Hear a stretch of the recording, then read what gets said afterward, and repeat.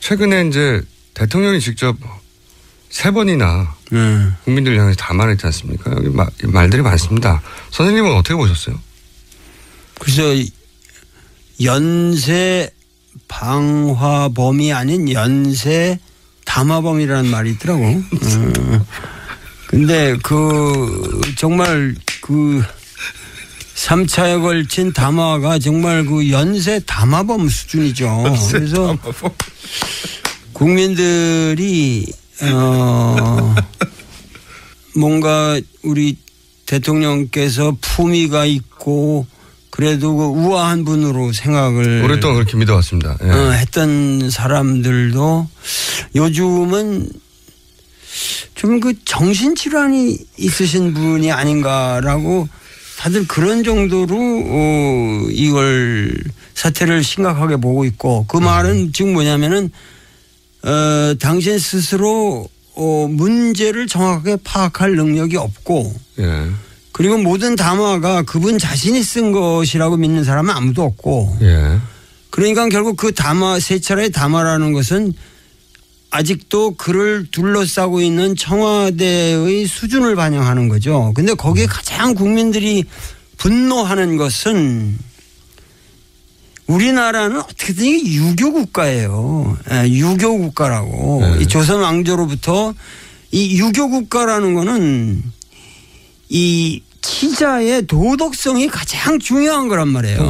통치자의 도덕성이. 근데 도덕적으로 정말 그 가슴을 열고 자기가 잘못했다고 하는 것을 시인하는 자세가 0.000000001%도 없으니까 거기에서 국민들은 아주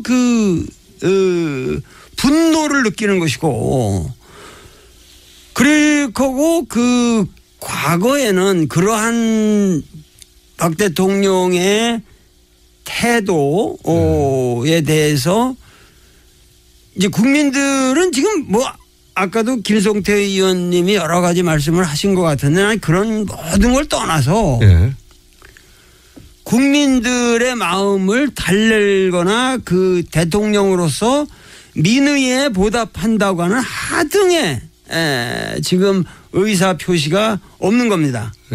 그러니까 이런 상황에서 과거에는 우리가 이제 5.18을 거치면서 비로소 이 항쟁이라는 게 시작됐는데 80년 6월 항쟁. 그래가지고 80년대 6월 항쟁 때만 해도 우리의 투쟁 목표가 단순했어요. 왜냐하면은 이 전두환이라는 분이 대통령이라는 직위에 앉아 있다는 것 자체가 그게 일종의 강탈이라고 그럴까? 국민들 느낌에 앉아서는 아니 될 자리에 앉아 있다고 봤단 말이에요. 그 자리가. 국민들이 뽑은 적도 없고. 그러니까 뭐냐면 그 사람을 거기서 몰아낸다고 하는 그 자리가 그게 맞지 않는 사람이 앉아 있으므로 그런 사람을 그 자리에서 밀어낸다고 하는 그러니까 투쟁 목표가 단순하게 외제화돼 있었다고. 근데 지금은 이것이 아주 국민 전체가 우리가 살아온 모든 제도가 이게 완전한 사기였다고 하는 자각이 생긴 거예요. 그렇죠. 속았다 한마디로 말해서. 그렇고 과거와 전두환 때와는 달리 박근혜는 그래도 우리나라 헌정 질서를 통해서 국민 다수가 뽑았다. 그래서 그 자리에다가 일단 우리는 그 정당성을 부여해 줬다. 처음에. 근데 그거를 배반했다 할 때 그 배반은 그 인간에 대한 배신감일 뿐만 아니라 자기 국민들 개개인들이 전부가 스스로에 대한 배신감을 느끼고 있는 거예요. 지금. 내가 무슨 짓을 했는가. 그렇죠. 그러니까 이것은 인류 역사상 불란서 혁명도 이런 식으로 진행된 건 아니거든요.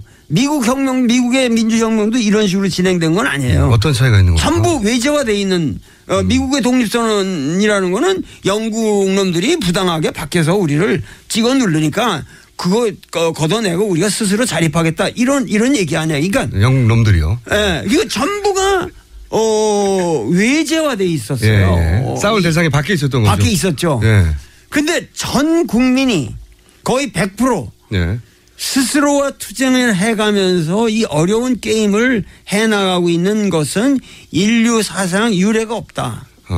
과거에는 우리 뜻과 상관없는 사람들이 거기에 앉아 있었고 혹은 뭐 영국, 미국 그 당시 식민지인들의 보기에는 영국 놈들이 싸울 대상이었고 전두환 대통령은 우리가 뽑지 않은 사람이었는데 이번에는 우리 손으로 뽑았는데 우리가 속았고 당했고 내가 무슨 짓을 했는가 여기에서 이게 큰 차이가 있다는 거죠. 여태까지 이승만으로부터 쭉 내려오는 사실 해방 후 우리나라 이 정치사라는 게 예. 해방 전이라는 것은 일제 식민지였기 때문에 네. 우리가 주권을 상실한 상태였잖아요. 예, 예. 그러니까 거기서 우리가 정치사를 논할 수는 없고 우리가 우리 스스로의 독립국가로서의 정치사를 가진 이래로 예. 기본적으로는 이승만이라고 하는 사람은 네. 우리가 스스로 뽑은 사람이 아니란 말이에요. 그것도. 그건 미 군정화에서 자기들이 꼭두각시 같은 사람을 갖다 심은 거거든요. 일체로. 예. 미국서 나 이승만이요 이러면서 들어왔으니까. 네. 그랬어요? 나 이승만이요. 이렇게. 네. 그러고 그냥 미국 방송 통해서 들어온 거예요 그냥. 선생님 방금 성대모사 하신 겁니까? 순간적으로. 그런데 예. 그리고 박정희는 쿠데타를 일으켜서 네. 그냥 그것도 사실 선거를 거쳤더니 기본적으로 강탈을 해 들어온 거 아니에요. 네네. 그러니까 이러한 이 정치사에 대해서 국민들 그러니까 우리가 해방 이후에 우리나라 역사에서 어떠한 정치가라고 하는 이미지는 이 두 사람밖에 없어요. 초반에. 크게 예. 크게 보면은 네. 왜냐하면 그 초반 아니라 그 뒤로 이어지는 사람들은 전부가 이 프레임 속에서 그 안타이가 아니면은 그러니까 어떤 새로운 틀을 만든 사람들은 아니란 말이죠. 그러니까 지금 그런 사람이 나왔고 그런 사람에 반대하는 사람이 나오고. 그렇죠. 그렇죠. 네. 그냥 뭐 박정희 아류 아니면은 박정희의 자식이 아니면 박정희의 딸 아니면은 박정희에 반대하는 사람 이런 식으로 해서 전부 박정희 패러다임에 있었단 말이죠. 그런데 그 박정희 패러다임을 이제는 근본적으로 종결을 하자. 나는 박근혜 대통령이 처음 당선됐을 때 그랬거든요. 박근혜는 대통령에 당선되었지만 이 당선이라고 하는 것은 결국은 박정희 패러다임을 끝내는 당선이 될 것이다. 마침표가 될 것이다. 네, 그런 예언을 이미 하셨어요? 했어요 내가. 조용히 혼자 하신 거 아니고요? 아니 했어요.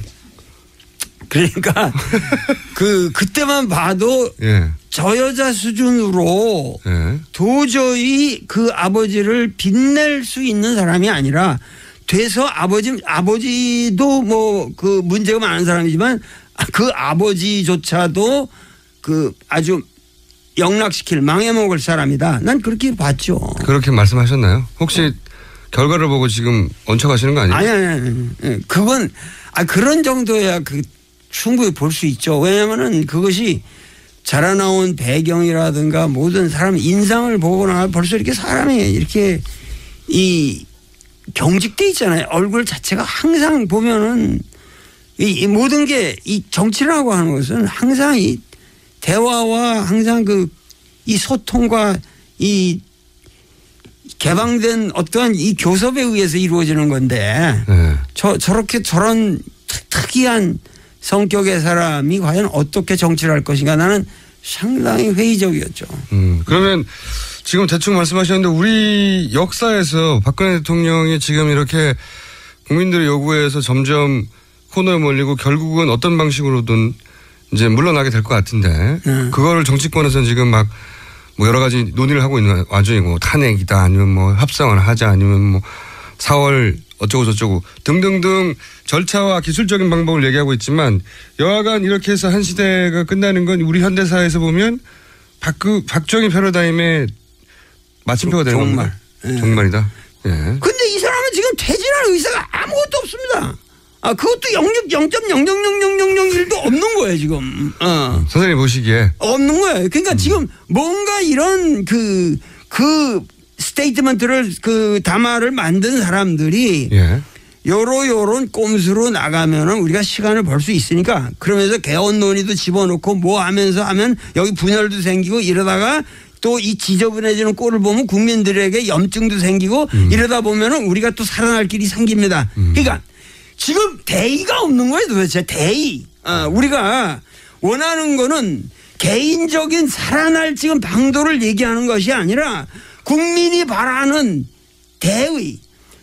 천심이라고 하는 건 민심이 천심인데 그게 하늘의 명령인데 지금 빨리 하루속히 빨리 박근혜는 물러나고 그럼에 따라서 한 60일 내로 빨리 새로운 대통령을 선출해서 국정을 안정시켜야지. 지금 이 상태로 간다는 게 우리 국민들에게 가장 문제가 되는 건 민생이 망가지고 있단 말이죠. 민생. 사람들 하루하루 살기가 어렵잖아요. 선생님 지금 점점 쇳소리가 강해지면서 좀 전에 욕도 나올 뻔했고 큰일 날 뻔했습니다.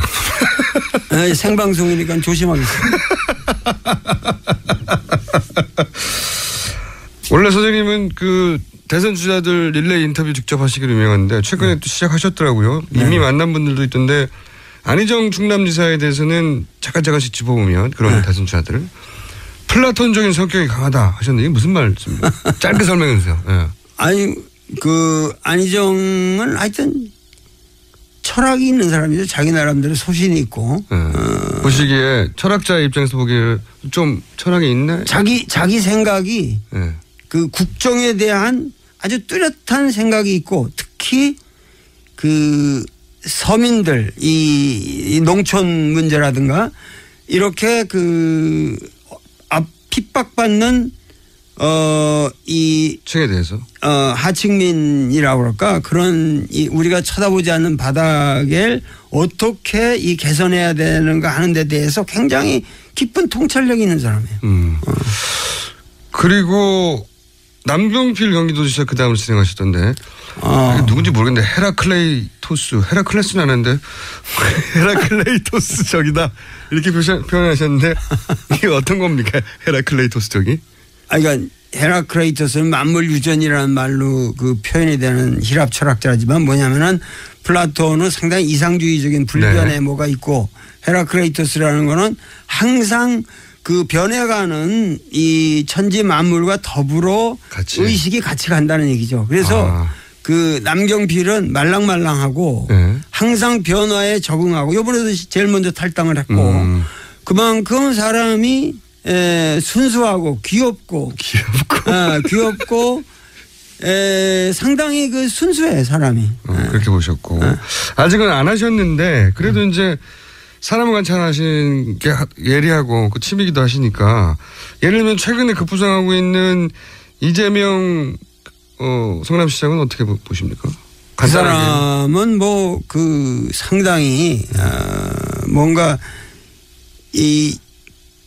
그래도 상당히 발언을 정확하게 이 정치 문제에 대해서 매일 자기 의견을 정확하게 되는데 그렇게 이런 보수 언론에서 조질라고 해도 조져지질 않잖아요. 그러니까 그만큼 뭐냐면 자기 관리가 철저한 사람이고 자기 관리가 철저한 사람이고 행정 능력이라든가 이런 게 벌써 상당히 입증이 된 사람이고 그러니까 앞으로 난 잘 모르겠는데 하여튼 젊은이들한테 그렇게 인기가 있다고 그래요 그분이. 그러니까 최근 전국에서 또 선명한 입장을 드러내고 있으니까요. 선생님이 지금 명쾌하게 말씀하셨듯이 발언을 명쾌하게 하시니까. 그러면 이 보수 진영에서 이제 최근 가장 두각을 나타내는 분은 김무성 전 대표 아닙니까? 유승민 전 원내대표도 있고 이 두 분에 대해서는 시간이 없어서 제가 짧게 여쭤보면. 난 그 두 분을 직접 만나서 이렇게 아직 대화를 못 했는데. 그렇군요. 김무성이라는 분은 내가 만나서 얘기를 하면은 상당히 재미있을 것 같아요. 그래요? 재미는 있을 것 같아요. 근데 의외로 예. 인간적으로는 예. 근데 너무 지금 그 무슨 이 개헌이라든가 자기 개인적인 그 이 대의를 위해서 우리가 헌신해야 되는 시점에서 이왕 불출마를 선언하고 비박에 이걸 표방했으면은 예. 투철하게 그 신념대로 한번 나가서 국민들에게 확고한 국민의 의사를 반영하는 정치인의 자세를 한번 정확하게 보여달라는 거예요. 애매하게 꼼수를 놓을 생각은 말고. 시작했다가 이제 영무사배가 된 경우가 많이 있어가지고. 그러니까 항상 그 사람은 대의를 못 보고 항상 대의를 표명하면서 사람이 보기에도 덩치도 좋고 이렇게 대의를 향해서 움직이는 것 같으면서 결과적으로 항상 자기 개인의 영달을 너무 치중하는 측면이 있지 않나. 그런 이미지를 하시는 거죠. 네. 한번 만나봐야지 결론이 나겠네요. 네. 유승민 전 원내대표는 어떻게 보십니까?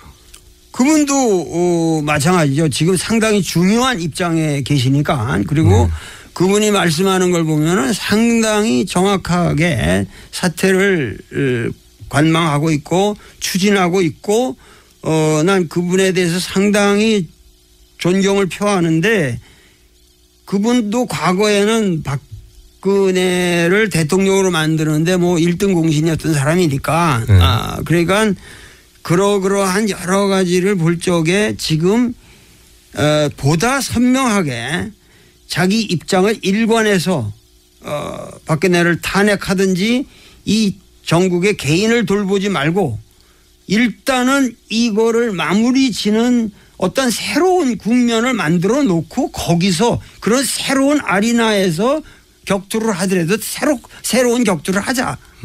이런 식으로 확실한 자세들을 보여달라는 거예요. 문재인 전 대표는 어떻게 보십니까? 왜 웃으십니까? 글쎄 문재인 대표에 대해서는 내가 얘기하기가 참 어렵지만은 상당히 사람이 좀 순진한 사람이죠. 어떤 의미에서 그렇습니까? 아니 사람 심성이 착해잖아요. 만나서 이렇게 얘기하면 정말 착하고 그 사심이 없어요. 그 사람은. 근데 뭐냐면 매사에 어떤 그 날카로운 정치적인 판단이 좀 부족하게 느껴질 때가 있잖아요. 이런 시국에 왔을 때 명쾌하게 빨리 결론을 내야 되는데 빨리 안 된다. 그리고 그것이 어떠한 이 긍정적인 결과를 가져오는 방향으로 상당히 이렇게 진행을 빨리빨리 시켜야 되는데 좀 답답하시군요 보시기에. 그냥 너무 착해서 그래요 사람이. 너무 착해서. 재밌게 얘기하다가 시간 거의 다 돼버렸네요. 그러면 애초에 이제 모신 거는 제가 미끼로 던진 거는 나의 살던 고향 영화 얘기였는데 요거 언제 하는지만 알려주세요. 언제 하는지. 지금 상영을 하고 있고. 네. 이거는 고구려 발에 남들이 안 가본 그 유적들을 내가 연변대학의 그 교수로 있으면서 어렵게 찾아다니는 그 피눈물 나는 여정이에요. 그거를 그냥 찍은 거거든요. 그래서 진실한 거고 전부가 현장에서 내가 멘트한 걸 가지고 이 영화가 구성이 됐고. 다큐죠. 네. 다큐로. 그러고 이것이 지금 전국에 80여 개 관에서 상영 중이고 절차 뒤에. 그런데 나는 고등학생 3학년들 요새 이게 학사 일정이 끝났으니까 단체 관람 같은 걸 해서. 호객행위 하시는 건가요? 아니, 호객행위가 아니라 역사의식. 지금 이 국정교과서라든가 이런 여러 가지 문제를 볼 적에 어떻게 우리가 역사를 인식해야 되느냐. 우리 역사가 과연 뭐냐. 지금 이 고구려 패러다임의 발의 문제가 그 옛날